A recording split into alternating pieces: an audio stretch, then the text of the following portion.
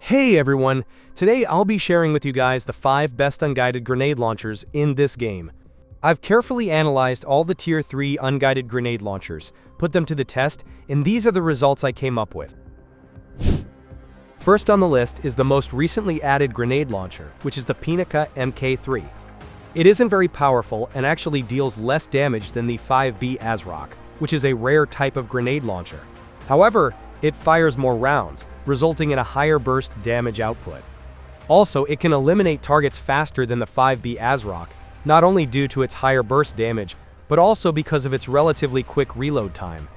Beyond that, its projectile speed is decent, its range is good, and its ammo count is sufficient. As for its accuracy, it has low recoil, making it quite accurate.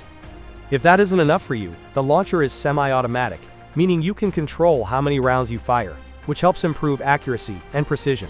However, keep in mind that this fire mode requires more manual input, so if your ship has many unguided weapons, it may slow down your ability to unleash its firepower quickly. With its accuracy, you can even hold down the fire button and shoot continuously without worrying about accuracy loss. This sets it apart from other semi-automatic unguided grenade launchers, which lose accuracy the longer you hold down the fire button. This gives Pinaka a significant advantage over them. The only downside of this grenade launcher is that it can't hit submarines. It can only target surface ships and intercept torpedoes on or near the surface, leaving you somewhat helpless against submarines.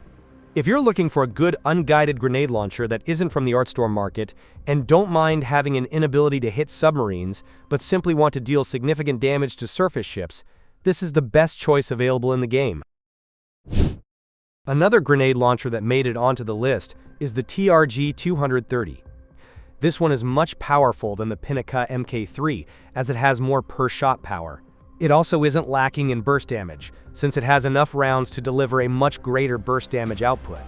Its reload time is long, but its power and rounds are enough that it can eliminate targets faster than the Pinaka and some other unguided grenade launchers, whose reload times are significantly shorter than the TRGs. This launcher is highly effective against both surface ships and submarines, especially if equipped on ships with more than 2 grenade launchers, as it can do massive damage to them. Also, yes, it can hit submarines. However, it is somewhat the opposite of the Pinaka, because while it can target submarines, it can't intercept torpedoes. As for its other aspects, it has the highest projectile speed among all the unguided grenade launchers, it also has a high range, and its ammo count is sufficient. But keep in mind that it has the lowest ammo count among the grenade launchers on this list, so try not to waste shots and make every round count when using this weapon. In terms of accuracy, it's good, though not as good as the Pinaka due to having more recoil. You also can't do anything about it, like you can with the Pinaka, because this launcher is fully automatic, meaning you can't control how many rounds the weapon will fire. It will fire until its magazine is exhausted. The drawback of this grenade launcher is its long reload time and its inability to intercept torpedoes.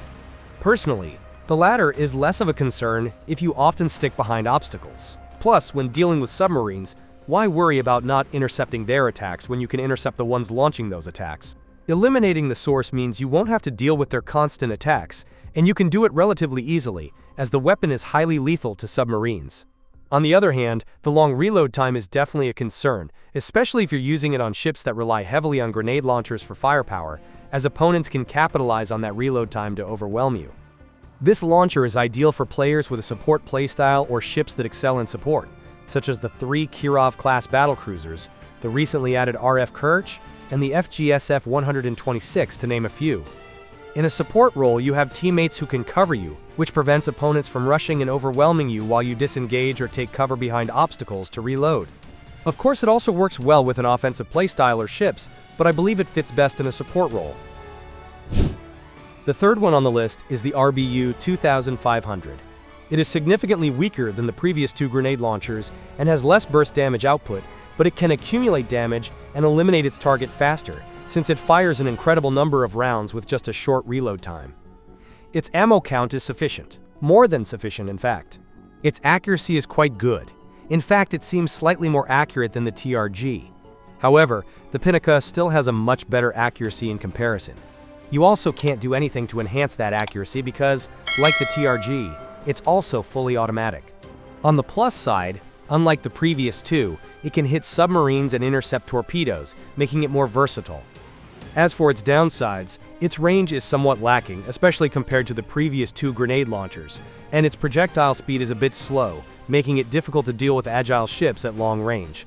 However, these drawbacks can be mitigated by keeping the fight at close and mid-range. If you can't do that, you'll likely face some challenges when using this grenade launcher. Considering everything this weapon offers, I'd say it's the most balanced and effective unguided grenade launcher this game ever has. I think this one is ideal for players with offensive playstyle or ships that excels in offense, such as the RF Admiral Basisti, RF Anshar, and RF Varyag, to name a few. The next launcher on my list is the FQF 6000. This one is more powerful than the previous three grenade launchers, but its burst damage output is comparable only to that of RBU 2500, because it only fires a few rounds. However, with its power, rounds, and reload time, it can eliminate its targets faster than the RBU. Keep in mind, though, that at long range, this advantage may diminish because it has a projectile speed that is even lower than that of the RBU. Speaking of range, it isn't an issue for this weapon, as it is significantly higher than the RBUs.